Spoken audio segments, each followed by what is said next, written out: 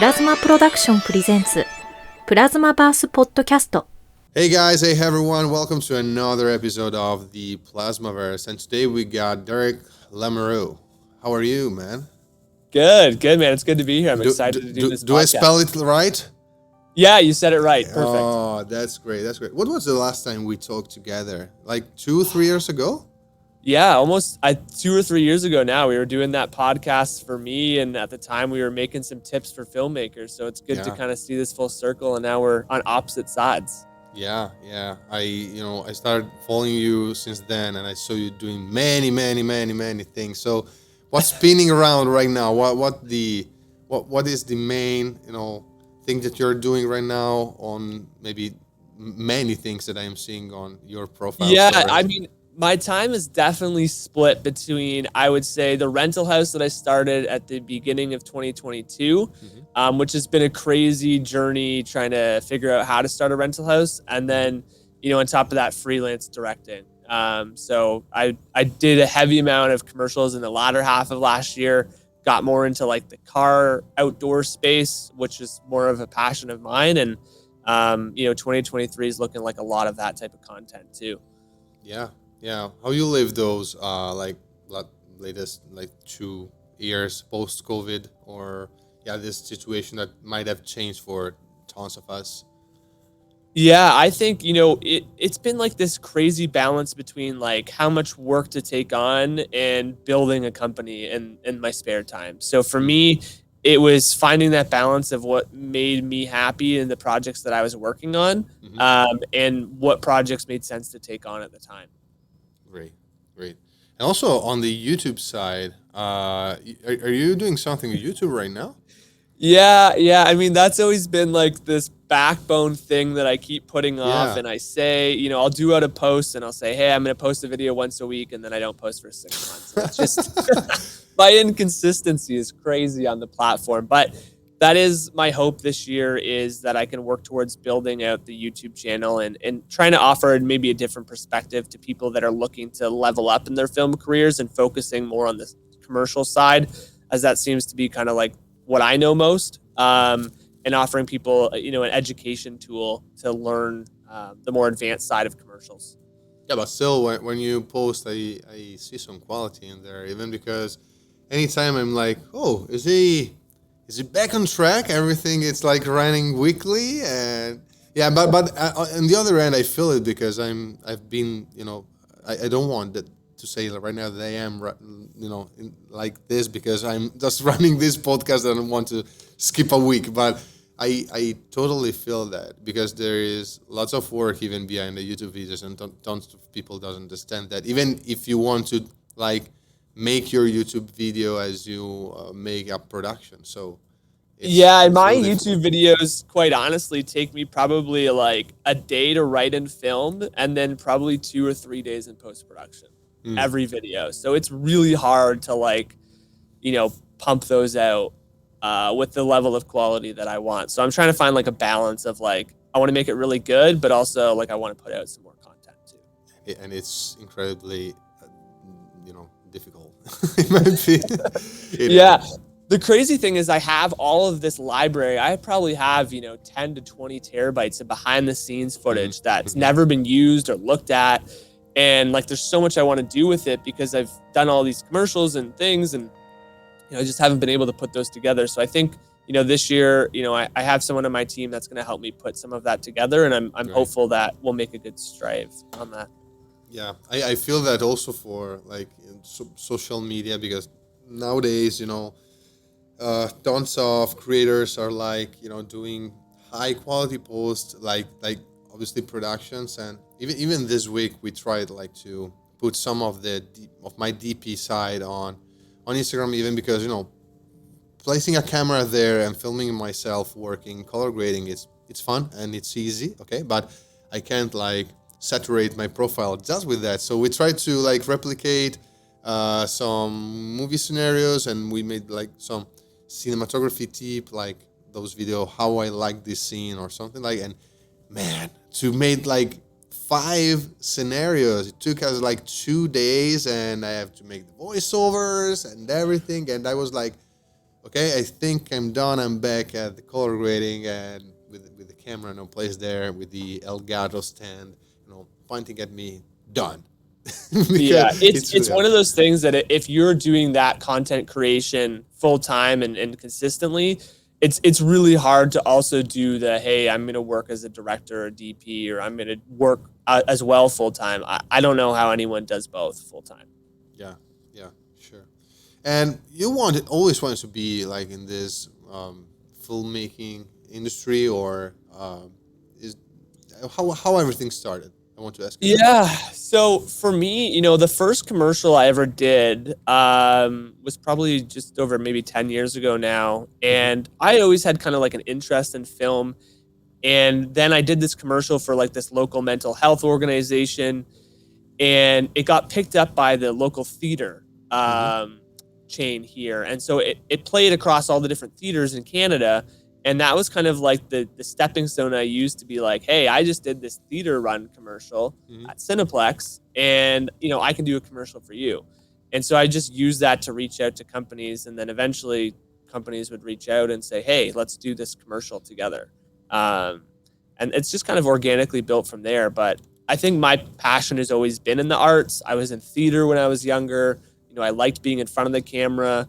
Being behind the camera just seemed like a good fit.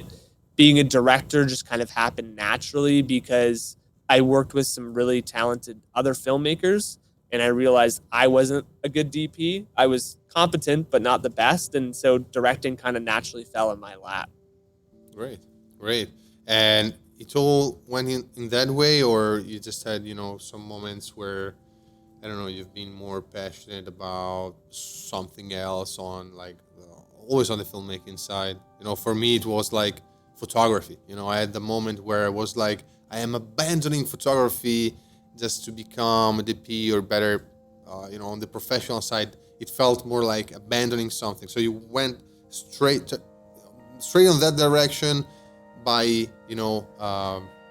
getting this like works and possibilities and Yeah, I would say, I've toyed with, a few different options here and there, but I think I've always just come back to directing because I really love mm, it. I really want to explore outside of the commercial space. That's an interest of mine because I want to be able to diversify as a mhm, director. And I think there's lots of freedom and creativity and being able to kind of express yourself and use kind of your personal stories and experiences to build in that. So mhm, I like that aspect of it, but I always tell people like I really love business too. mhm. So, starting an agency, starting a rental company, those were things that, as much as I love the creative side, I need that business side to drive Yeah, me at the same time. yeah. And about the rental house right now, how things are going. It's good. I mean, it's a totally new idea. Like I didn't know. I thought, hey, you buy equipment, people rent it. That's it, right? I didn't think, you got to come up with an inventory system and you got to Mhm, learn how to use all the gear. Like I'm not a really big gearhead, so like to me, I never used all the gear. Like I would know what it is, but I maybe not know how to use all of it intricately. So I've had to learn a lot of new gear, and you're kind of always keeping up with technology and trends and cameras and working out deals to buy from manufacturers. So it's just been a completely different ball game that from a business side was a really great experience. And then from the creative side, I've tried to make that business more unique to appeal to filmmakers, not just like, hey, we have this piece of gear, rent it. yeah, yeah. And also on the investment side, you just have to smartly decide where to put your money in. And right now, are you planning on like taking something specific or brand new for for Yeah, for your for your audience? we've purchased a good amount of gear so far, and Hmm. I'm lucky to be able to have some good relationships to be able to justify some of those things. And we're looking at doing more acquisition, which is always challenging because film gear is expensive.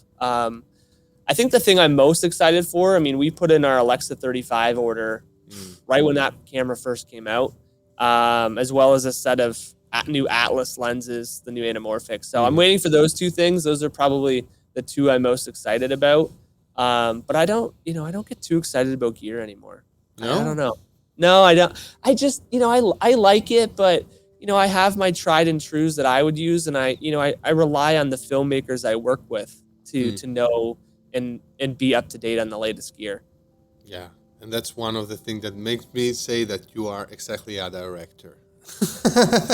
You won't say that if you will be a DP. I'm always excited when everything new came out about newest Alexa. Have you shot with the new 35? No, but Tommaso, our producer, was involved in a movie shot mostly with just with that 2S35 and Cook.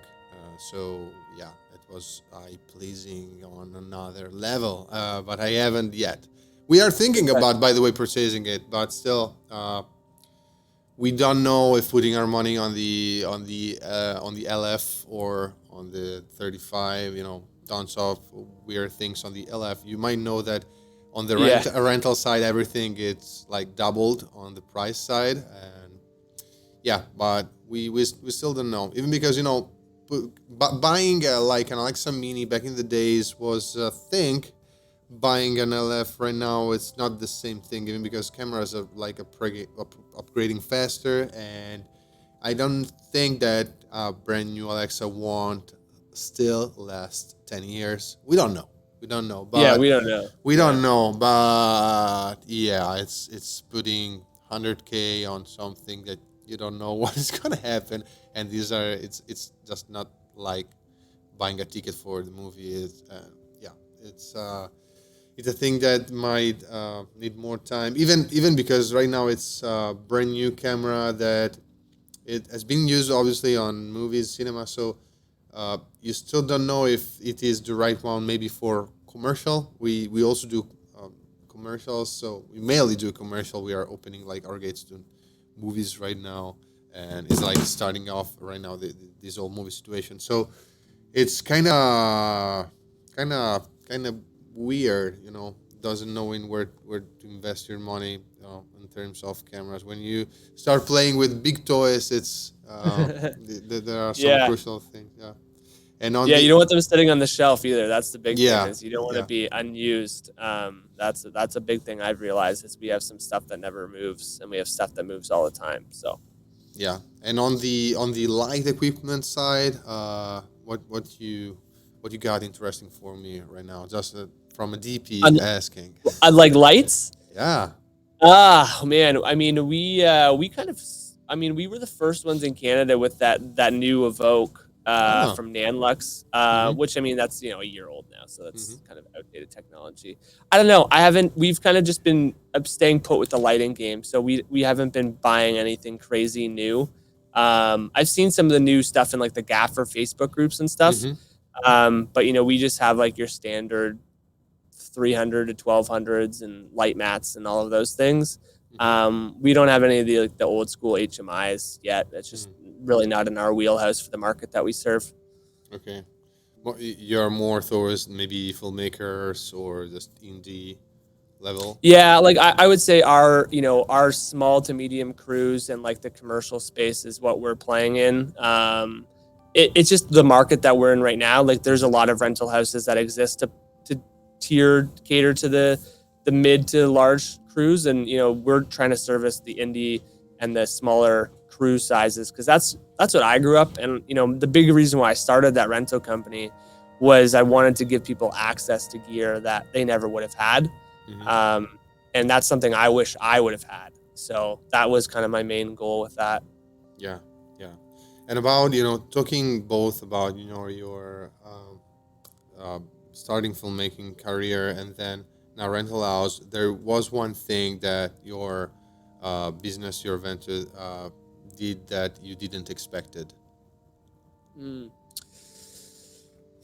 Yeah, I would say, when I started the agency, I didn't expect that it would grow as fast as it did. So learning how to hire and delegate and find a team, I think was something, I was so used to working by myself, but then quickly realized you can't do everything. So for me as a creative, it was very hard to let go of some things. But as soon as you learn that like, hey, there's other people in this world that are just as talented or more talented than you. And when you can learn to delegate those things, I think that's the secret to not only building a business, but building something that's sustainable. And for me, I wanted something that I didn't have to do everything. I wanted something that could be sustainable for me to travel and leave and go on vacation, which I do a lot. And people, they see that and they're like, well, how do you afford to do that? And it's like, well, I've put this in place over the last 10 years to be able to go and travel and do what I love because I have a great team that has been put in place. Great. And about your team, you build up the team during the years or? Yeah. So it's been all people that I've kind of just like met or networked with. And, every 6 months, a year, it's like, okay, let's evaluate. What are we missing on the team? Who's that person? What's that skill set? What's that quality that we're looking for that we don't have? Let's go find that.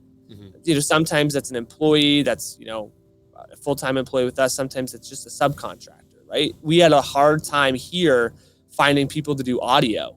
It was a struggle to find a sound person. And so now, we've built up this training and repertoire and met different sound people. So now I have a long list of sound people to call. And I think that networking element and just like reaching out, doing Instagram messages and posts saying, hey, can you come work on this? And, maybe it's not going to be your full rate, but can you come and we'll work together for the first time and then build that relationship with them?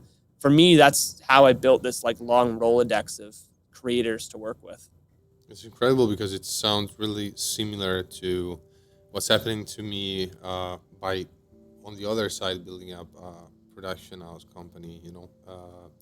By the way, it's always difficult, find figures that are not on your, I won't say in your pool, but I don't know, maybe closer by your job, but still, you need sound, to create films, obviously, but still, it was also really hard for us, and in the end, we found guys that made sound design for video games, but still are incredible, making sound design for films and scores for films, and it was really, really, really tough. So I feel it a lot. There was like one thing about right now this new path that you took that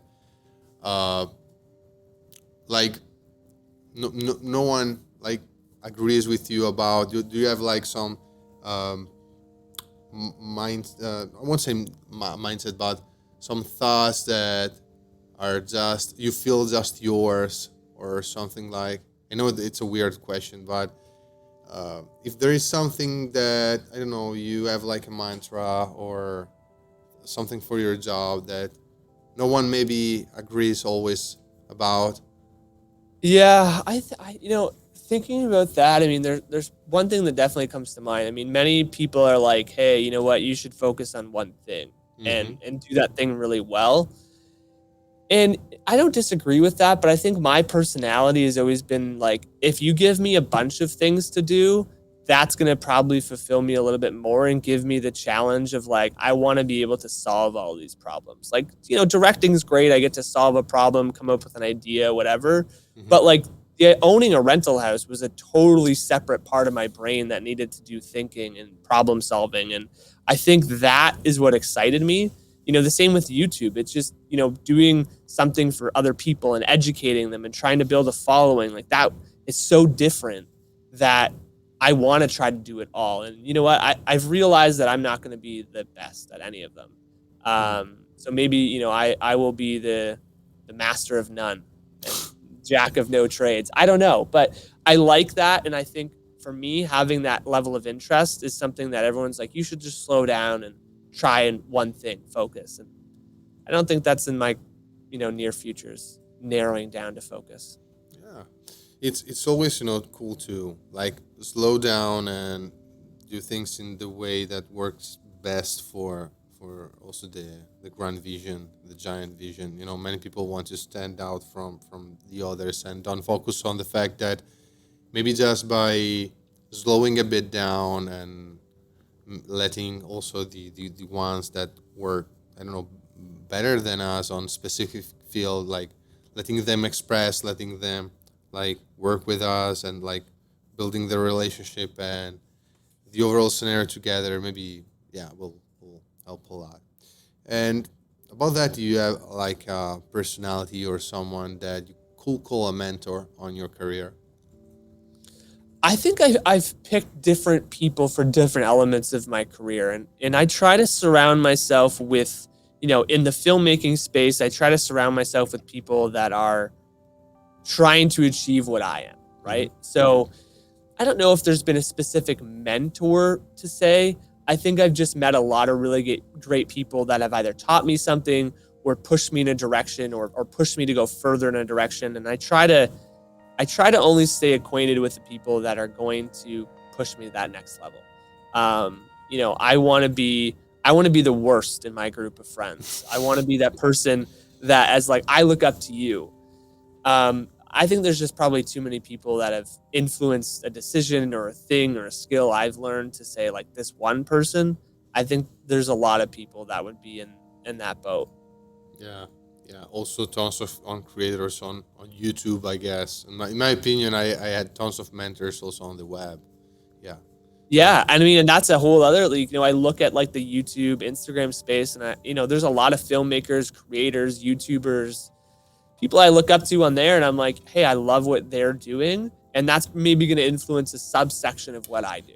Yeah. Yeah. You think filmmaking wise, there is there are some like underrated tools right now for creators. So not talking specifically about, I don't know, assistant or like a flag, but there are, I don't know, tools that are underrated. Like for me, Yeah. for me, just to give you an example, also, passing on the social side is the fact of being active on a social platform. Whatever you're doing is like, you have a free platform, you can post, you can let people see what you can do. Is like free, and people sometimes don't post or don't do because they're maybe too afraid of others' opinions. So that might be something for me. Yeah, I mean, social's a great tool. And I think that, like, for me, I don't post enough, but like, it is one of those tools that, like, I see people's perception of me. They're like, man, you're busy. You travel a lot. You're working on a lot of projects. And it's like, that's perception. That might not be true some months, maybe true some weeks. I think the biggest tool that I've started integrating for me is just organization. So with multiple companies and things going on and my own schedule, organization became key. So we've actually rechanged internally how we organize projects, how we organize planning, how we brainstorm. And, we've gone through multiple different softwares to see what would work. And I think right now, I don't want to jinx it, but I think we're on a platform or a few platforms that have really increased our productivity and decreased the amount of time we just spend getting lost in ideas. Because I have all of these ideas I like to put out there to the team. Sometimes it's really late at night. And we needed a place to centralize all that stuff and know where to go. So, platforms that help with your productivity and time management and organization, I think that's a big win. You need to name them right now because I'm super curious. All right. I'm curious even because we don't have like that problem. But I was talking today to Tommaso, to our producer, about that thing. The fact that I'm like having my head burning from everything we need to do. We have scheduled because actually we used to schedule stuff on a calendar. We use Trello. We use different platforms. But in the end, it was for me more like having a checklist and then like having a macro vision of when things will drop. But we are like 4 members on our team, 4 main members. Then we got 2 more, guys here working with us. But in the end, I'm the one saying okay to like marketing and social stuff. So I'm passing through posts on whatever platform they're from. YouTube, podcast, blog, website, mails, marketing correlated with mails. We have also our masterclass, so everything correlated with masterclass, marketing correlated with masterclass. So there is like hundreds and hundreds of things, and I'm like, my head is burning because everything is settled up in the proper way. Everything when we like launch a podcast, everything is on the way. We got our templates, our stuff that we are rebuilding right now. So that's another thing. But my head burns because too many stuff, and I really need to hear you about that. We just switched to this new platform and I had to migrate everything over. So we just switched to Notion. Notion. So Notion is like a brainstorming checklist project management tool. We were on Monday.com, which is I know it. Mm-hmm. Everyone knows Monday. Notion's been really good, but we also use a program called Scoro. Okay. It's a little bit more designed for companies. It's definitely a lot more expensive than most SaaS softwares, but it's allowed us to really hone in on like deadlines, hone in on like tasks for people. And the big thing for me running the agency was I needed a way to track billable hours and to bill our clients. So that's been really great for that. And we use Frame.io and Google Drive. Obviously. All of those platforms as well too. But yeah, the change up to find a way to brainstorm and hold everything in one spot, between Scoro and Notion, those are the two that we're running with right now. Yeah. Good to know. I am taking notes and we'll give you I'm going to make a video about it. It's on my video list of things to make. So when I make it, I'll send it to you and then you can check it out. But it's super, it's super robust, but it just takes a lot of time. Like when we integrated Scoro as an agency, I spent 30 hours a week for 4 weeks building it out to customize it and work with their IT team to build it out for us. And then with my project manager organizing everything. And we're still doing it. So it's like, it's a huge time investment to do something like that. Yeah. But it's worth it. It's worth it in the end. Yeah, for sure. Even because, there are countless things that you like lost many hours. Even for the fact that I guess you are working on the same building with your colleagues, with your even as, and sometimes even being in the same room, 2 or 3 people, it's kind of difficult, One tells a joke and we lost 10 minutes. One tells another joke and we lost 12 minutes. That's it. Yeah. Have I asked you about Hey Hi yet? Sorry if I'm asking because I'm like at the third call of the day for the ones that doesn't know, and so I am talking a lot about AI during these days, and I want to know your vision about AI on the filmmaking industry.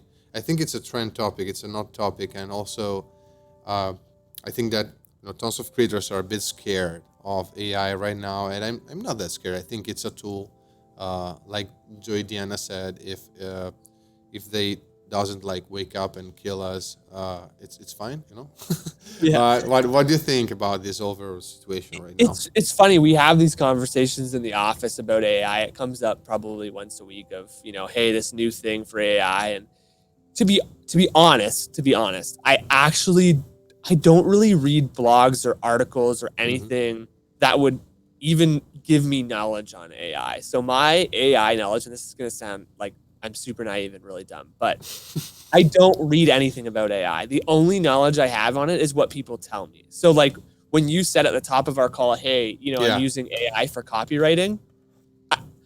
Was I recording? I think no. I think I wasn't recording. No, I think that's why I asked, because I doesn't know if it was recording. Offline. Yeah. But see, to me, I've heard that from other people, but I've never looked into it. I've never read about it. I've never tried it. So I'm naive in the sense that like, hey, maybe AI could replace some elements of what filmmakers do. I don't see it as a threat, because I think for me, there's always going to be a creative side to what we do. And I think people are always going to want that. I think it's going to be the same as like you could walk into a department store and buy a painting for $30, or you can have someone make a painting for you that's just for you. And there's going to be some people that want that department store painting for $30 because they don't care. And there's going to be people that want that like custom thing. And AI may be able to make that custom thing. I don't know if that's going to be possible, but I think you're just going to see it evolve and be like, okay, the industry is becoming bigger. Someone may want AI to do the whole process. Someone may want AI just to do copywriting, editing, whatever. That's great. Sure, it's going to take away someone's jobs, but you're going to find ways to do other work to supplement that, right? I think it's the same when like we transition from film to digital. People are like, well, now I'm out of a job, or whatever technology changes advance. I don't get scared of that stuff. I'm just like, let's embrace it. And like everyone, if you're willing, you'll find your spot in this industry. Yeah, sure. Great answer. Even because at the end of the day, there is really subtle use of AI on many different things. Even now, the ones that are scared about the AI are the same that are like using stuff that it's involving AI, but they are not aware of it. So I think that's it's a good example for DPs, right? So DPs will say, like a really experienced DP is probably not going to want autofocus. They're going to want an HD, right? And they're not going to trust some automated thing to pull focus. They want a person there. They want that person because that person serves other jobs as opposed to just pulling focus. So for me, I think it's going to be selective. That's going to be like a case-by-case basis. Do I want AI to write my script for me? I don't know. Maybe if it's a podcast script and I need some filler content, awesome. I'll do that. But if I'm writing a short film, maybe AI is not, it's personal. I want that experience of writing it and I want to go through that. So I don't know. There's a place for it. Maybe you might want a tool that automatically properly white balance your shots for a documentary. Yeah. Maybe. Why not? It's a bit boring, you know? And that's exactly right. You said it for a documentary. Maybe I don't want to think about focus and white balance when I'm doing a documentary because I'm filming by myself, or you're a solo person. But if you're on a big set, that's you're trusting all these things and creative choices. So I don't know. People shouldn't get worked up about AI. Just embrace it. You'll find your spot. Yeah, sure. 100%. I got a few more questions before we wrap up the episode, and one of this will be, it's a pretty weird one for the fact that you are already on this brand new journey, but if you might have a brand new business tomorrow, a brand new occupation, what will it be? So I actually have something cooking. It's been cooking for a year, and I will just say that once I have the time to fully release it, we're working on like an educational option for. I'm gonna leave it at that. That's the only hint I can give. But yeah, it's been in the works for way too long, and with the release of the rental company, a lot of my focus went there, and this got pushed to the back burner. But yeah, it's coming. But you got already a vision of that. So go forward. Another thing. What will it be? Maybe I don't know. I won't say a dream job because I guess these are whole dream jobs. But I don't know, a job that you just might like but not think it that much. I don't know. So I would say totally unrelated. But if someone said to me, "Hey, down the road you could own something or start something completely different," I think just based on like my hobbies, I would love to start like either a golf course, which sounds super weird, or like an adventure camping spot. That's great. And yeah, those would be the two things that I've thought about, but like no action has been done on either of those things. But I love adventures and I love camping, and I think if I could marry those two together and start some business that did that, that would be fantastic. Who knows? Maybe when you'll be on your 50s, you'll be like, oh, whatever, filmmaking. Let's start.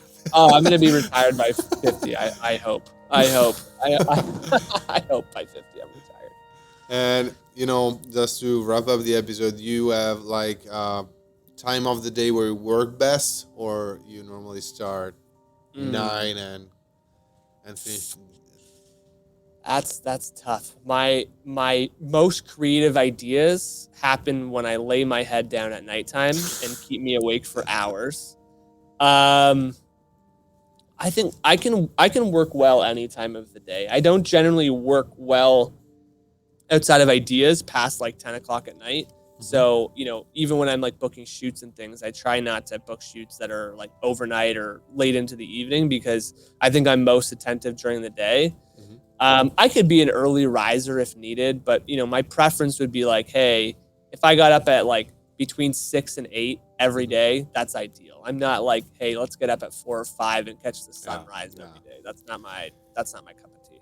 And by the way, I think that it's anyone cup of tea, then, because there are tons of like marketers around telling you to take that productivity hack and just wake up at 4 a.m. But it's just unnatural, I can't stand to it. I tried, with my daughter, not sleeping at night. I said, okay, let's just be awake at night and, I don't know, set our morning call for like 6 a.m., 5 a.m., 4 a.m. But after 2 weeks, you're literally dead inside. But still, 6 a.m., it's good, 6 a.m. I think for me, possible. like everyone has like their own little like time that they work best, and I found my time. I know that like I work best between like 9 a.m. and 8 p.m. at night. That's when I'll be most on my game. I'm not a coffee drinker, which surprises a lot of people in the filmmaking world. So I don't get zero up. coffees.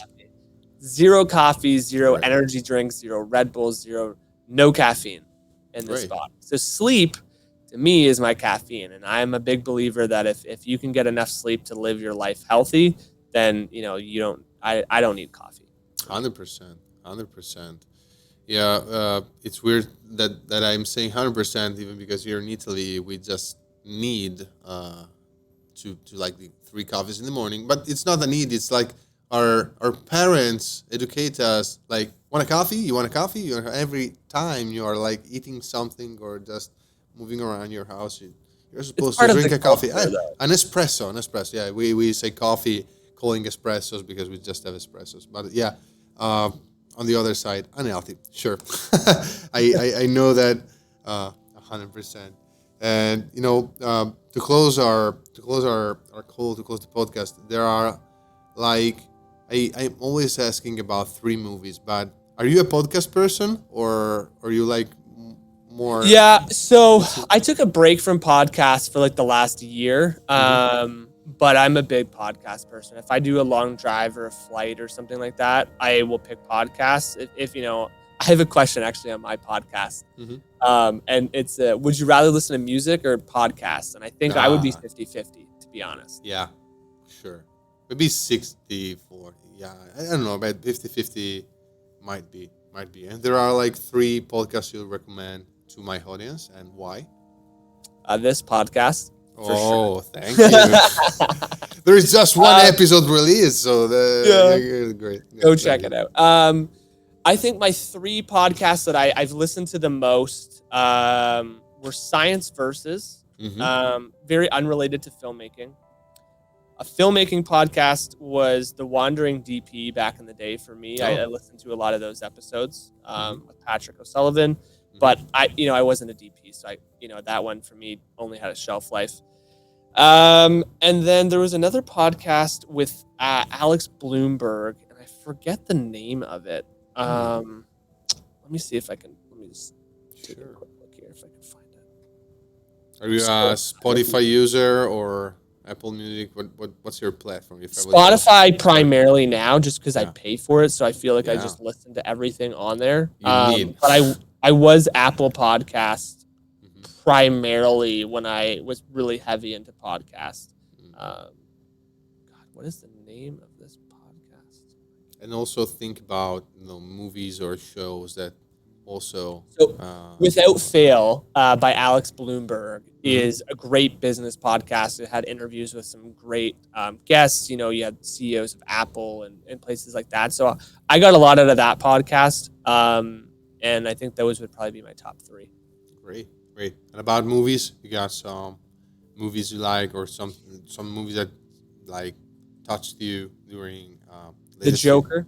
Okay. The Joker. Probably first and foremost. I'm a big fan of DC, and the Joker's always been like my favorite character. Great.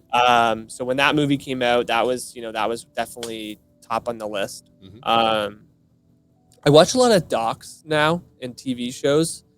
So I love, documentary would be The Tinder Swindler. I I love, just the thought that went into making something really unique for that one. And then my longtime favorite movie was Bad Boys. Oh.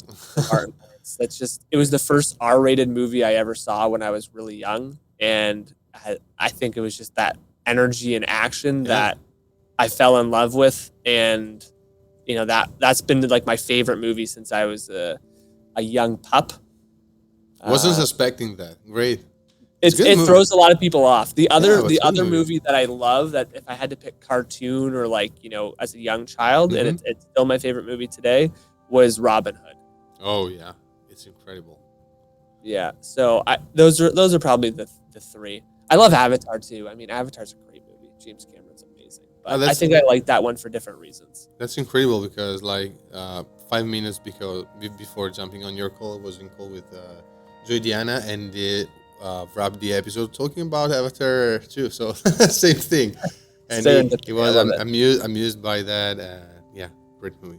I just love, to me as a filmmaker, I love Avatar because it's something that pushes the boundaries. And I always try to do that when I direct films or movies or commercials or whatever, is just how can I do something that everyone else has done, but do it completely different?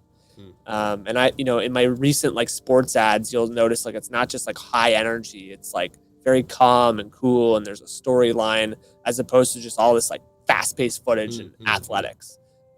So I love James Cameron for that reason. Great.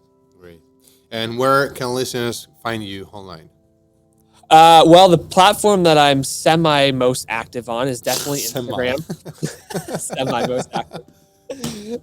Is at Derek_Lamoreux, LAMOUREUX. And, eventually I'll be active or semi-active on YouTube one day. I don't know. But Instagram, just go there. It has everything. I can tell anyone that everything that you post is great. So still, if it's not weekly, if it's not monthly, it will be great. So it's not a matter of time. Don't be worried about that. So thanks again, Derek, for being here and for being really kind for being here. And I hope we will have another chat soon or on your maybe new upcoming thing that you can talk about. Yes, the thing that I can't say, that will be the next time we chat. I guarantee it. I love it. Thanks, man. Appreciate it.